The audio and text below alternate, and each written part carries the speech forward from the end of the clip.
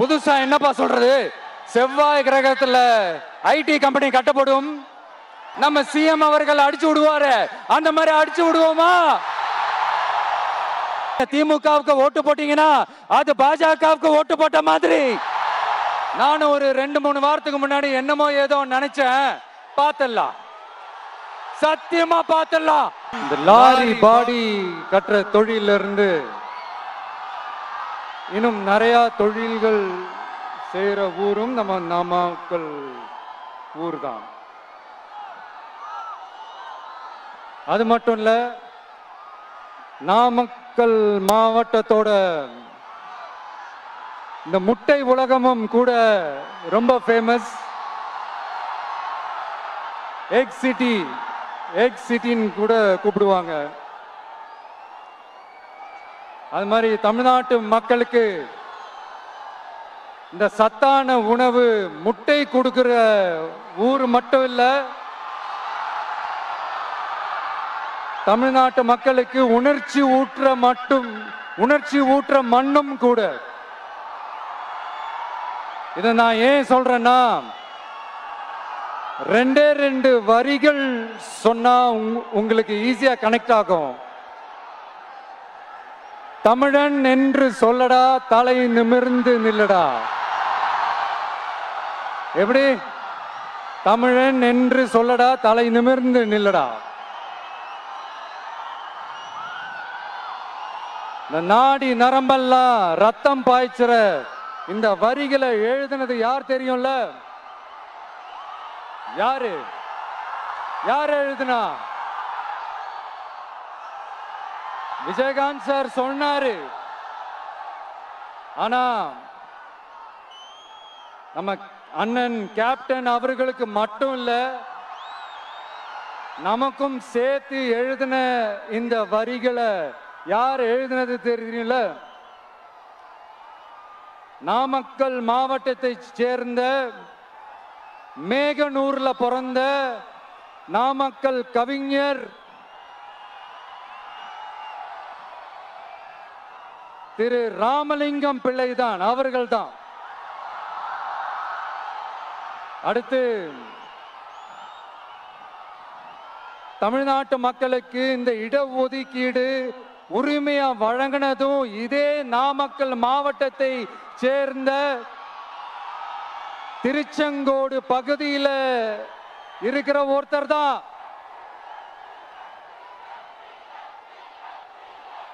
நம்ம சென்னை மாகாணத்தோட முதலமைச்சரா இருந்த சுப்பராயன் அவர்கள், அவர்தான் அந்த மாபெரும் மனிதர்.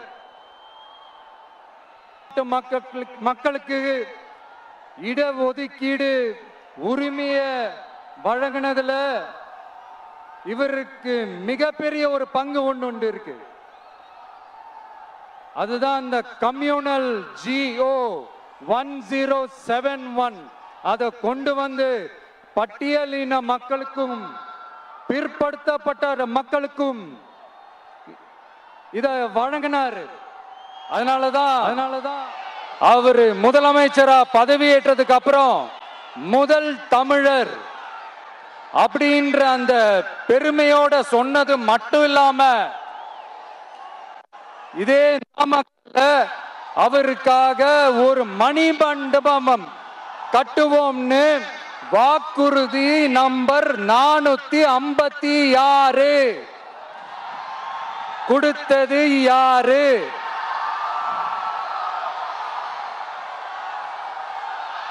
சொன்னாங்களே, செஞ்சாங்களா?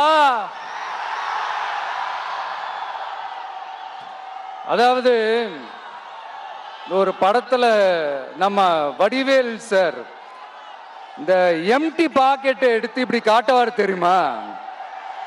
அந்த மாதிரிதான் ஒவ்வொரு வாக்குறுதியும் படிச்சுட்டு அந்த எம்டி பாக்கெட்டை இப்படி நம்ம காட்ட வேண்டியதுதான். இப்ப நம்ம அந்த நாமக்கல் மாவட்டத்துல வாக்குறுதிகளா அது செய்வோம் இது செய்வோம்னு நிறைய சொன்னாங்களே, அதுல ஒரு சின்ன லிஸ்ட் மட்டும் இப்ப நம்ம பார்ப்போம். ஒவ்வொரு ஒன்றியத்திலும் தானிய சேமிப்பு கிடங்குகள் அமைக்கப்படும். இவை உலர் களங்களுடன் கூடிய கொள்முதல் நிலையங்களுடன் இணைக்கப்படும். வாக்குறுதி நம்பர் 50.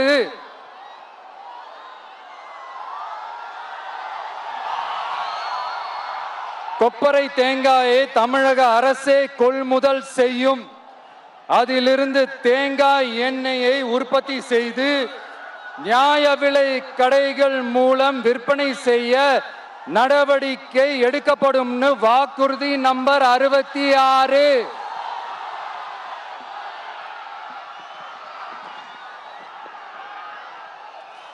நியாய விலை கடைகளில் நாட்டு சர்க்கரை, வெல்லம் ஆகியவற்றை விநியோகம் செய்ய நடவடிக்கை எடுக்கப்படும். வாக்குறுதி நம்பர் 68. அரசு ஊழியர்கள் மற்றும் ஆசிரியர்களுக்கு மட்டும் இல்ல, போக்குவரத்து ஊழியர்களுக்கும் பழைய ஓய்வூதிய திட்டம் செயல்படுத்தப்படும். வாக்குறுதி நம்பர் 152. இதெல்லாம் சொன்னாங்களே, செஞ்சாங்களா? இப்ப நம்ம நாமக்கல் மாவட்டத்துக்கு வருவோம்.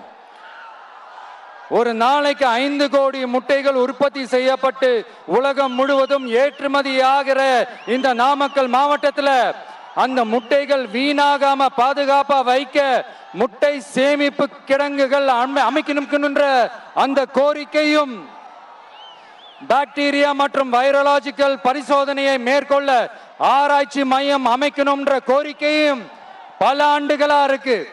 ஆனா அதை இதுவரைக்கும் ஆண்ட கட்சிகளும் சரி, இப்ப ஆளும் கட்சிகளும் சரி, அதை பத்தி கொஞ்சம் கூட யோசிக்கவே இல்லை. அப்புறம் திமுக எம்எல்ஏவுக்கு சொந்தமான ஒரு மருத்துவ கல்லூரியில் நடைபெற்ற கிட்னி திருட்டு, அதுதான் நாடறிஞ்ச விஷயமாச்சு. அதை நான் திருச்சியிலே பேசியிருந்தேன்.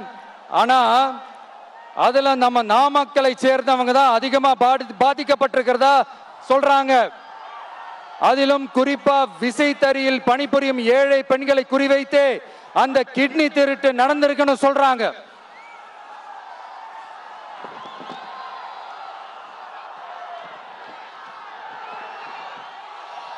இதுல ஈடுபட்டவங்களை யாரா இருந்தாலும் நம்ம ஆட்சி அமைஞ்சதும் கடுமையாக தண்டிக்கப்படுவார்கள். இந்த கிட்னி திருட்டுக்கு ஆரம்பம் எங்க இருக்குன்னு பாத்தீங்கன்னா, கந்துவட்டி கொடுமையில இருக்கு. அதாவது விசைத்தறி தொழிலாளர்களோட வாழ்க்கை தரத்தையும் பொருளாதாரத்தையும் இந்த ஏமாற்று மாடல் திமுக அரசு மேம்படுத்தாத காரணத்தால அவங்க கிட்னி விற்கிற அளவுக்கு தள்ளப்பட்டிருக்கிறாங்க. இது எவ்வளவு பெரிய ஒரு கொடுமை! விசை தொழிலாளர்களோட வாழ்க்கை தரத்தையும் பொருளாதாரத்தையும் மேம்படுத்த தேவையான தீர்வுகளை யோசிச்சு உறுதியா எங்க தேர்தல் அறிக்கையில சொல்வோம். சாரி,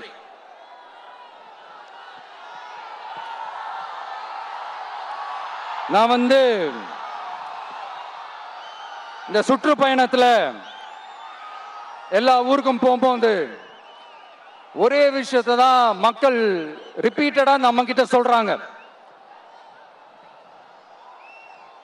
அடிப்படை சாலை வசதி, குடிக்க நல்ல குடிநீர், ஒரு நல்ல மருத்துவ வசதி இல்ல, நல்ல டாக்டர்ஸ் இல்ல, பெண்கள் பாதுகாப்பு.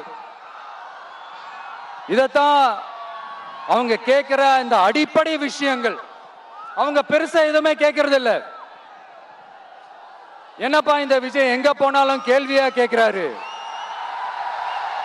இவர் வந்தா என்ன செய்வாருன்னு கேட்டதுக்கு 2 இடத்துல அதுக்கான விளக்கத்தை ஒண்ணு சொன்னோம்.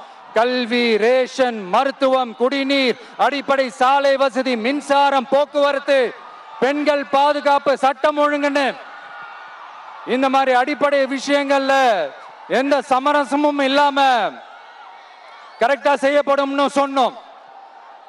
இதைத்தானே எல்லாரும் சொன்னாங்க, அதே தான் இவரும் சொல்றாரு. இவர் என்ன புதுசா என்ன சொல்லிட்டாரு? புதுசா எதுவுமே சொல்லலையே.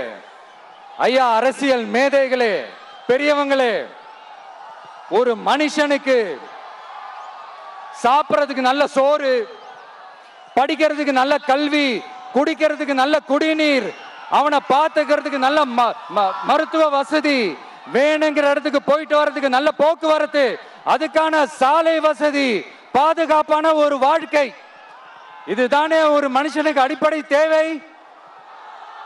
இன்னைக்கும் இது நம்ம எல்லாருக்கும் இது தேவைதானே. அப்புறம் அதை சரியா செய்வோம்னு சொல்றது தானே சரி.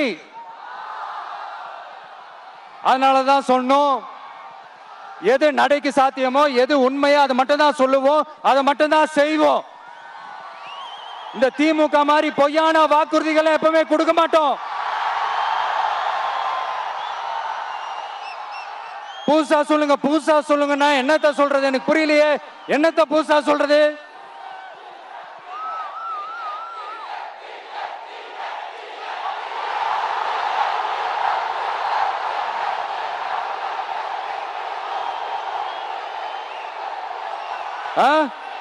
புதுசா என்னப்பா சொல்றது? செவ்வாய் கிரகத்துல ஐடி கம்பெனி கட்டப்படும், காத்துல கல்வீடு கட்டப்படும், அமெரிக்காவுக்கு ஒத்தடி பாதை போதப்படும், வீட்டுக்குள்ளே ஏரோப்ளேன் ஓட்டப்படும். இந்த மாதிரி அடிச்சு விடுவோமா? நம்ம சிஎம் அவர்கள் அடிச்சு விடுவாரு, அந்த மாதிரி அடிச்சு விடுவோமா?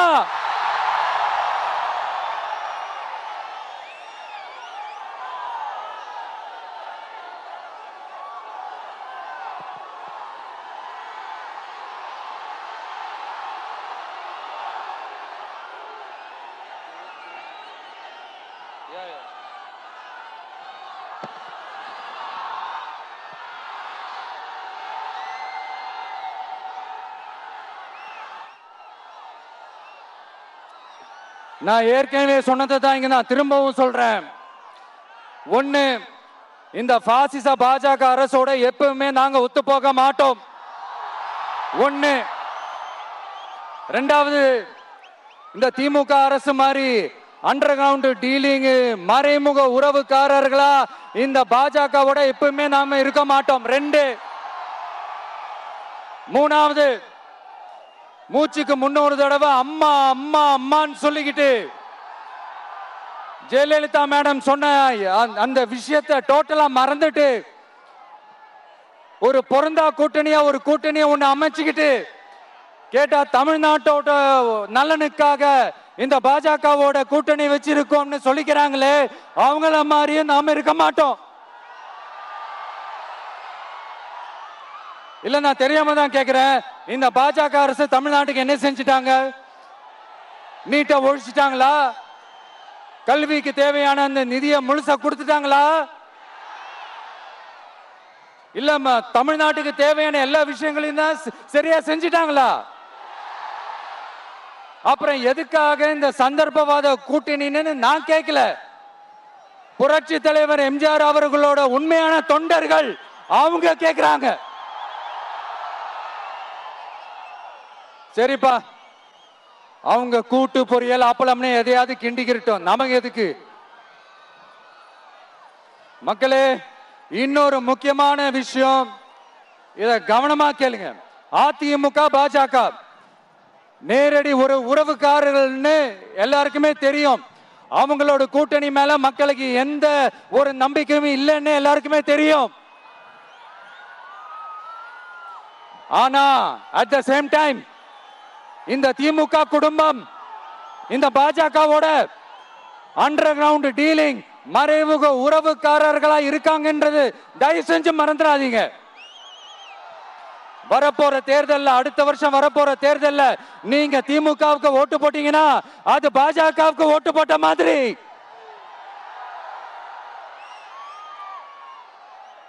வெளியில அடிச்சுக்கிற மாதிரி அடிச்சுப்பாங்க, ஆனா உள்ளுக்குள்ள வேணாம். மக்களே, ஜாக்கிரதை, யோசிங்க.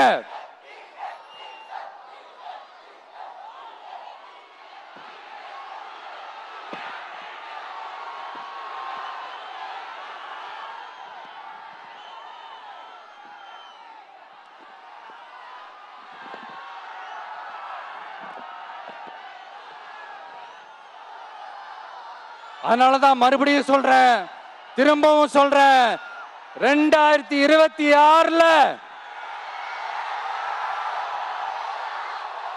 ஒன்னு இன்னொன்னு ஒன்னு இன்னொன்னு.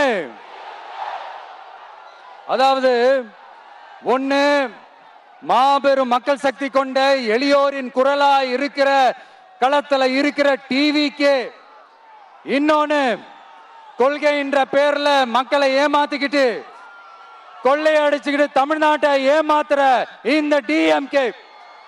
இந்த ரெண்டு பேருக்கு நடுவுல தான்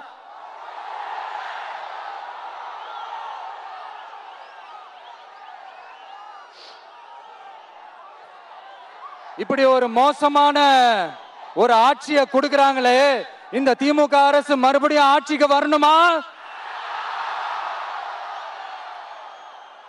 உங்க உண்மையான மக்களாட்சி, மனசாட்சி உள்ள மக்களாட்சி, உங்க நம்ம டிவிக்கு மறுபடியும் ஆட்சி அமைக்கணுமா? சாரி, இப்ப ஆட்சி அமைக்கணுமான்னு கேட்டேன். சாரி. நண்பா, நண்பி, தோழா, தோழி, என் மேல இவ்வளவு நம்பிக்கை வச்சிருக்கிறீங்களா? என்ன இவ்வளவு நம்புறீங்களா? பார்த்தலாம், ஒரு கை பார்த்தலாம். சத்தியமா சொல்றேன், நானும் ஒரு 2-3 வாரத்துக்கு முன்னாடி என்னமோ ஏதோ நினைச்சேன். பார்த்தலாம், சத்தியமா பார்த்தலாம். கான்பிடண்டா இருங்க மக்களே, நல்லதே நடக்கும், வெற்றி நிச்சயம். மீண்டும் சந்திக்கும் வரை நன்றி, வணக்கம். ஆரம்பத்தில் பேசும்போது மைக்கு, சாரி, எனக்கும் அந்த மைக்குக்கும் ஒரு மாதிரி ரொம்ப டிஃபரன்ஸா கேட்டுட்டு இருந்தது. அதனாலதான் கொஞ்சம் அந்த ரிதம் பிடிக்கிறதுக்கு கொஞ்சம் டைம் ஆயிடுச்சு. Okay, thank you so much.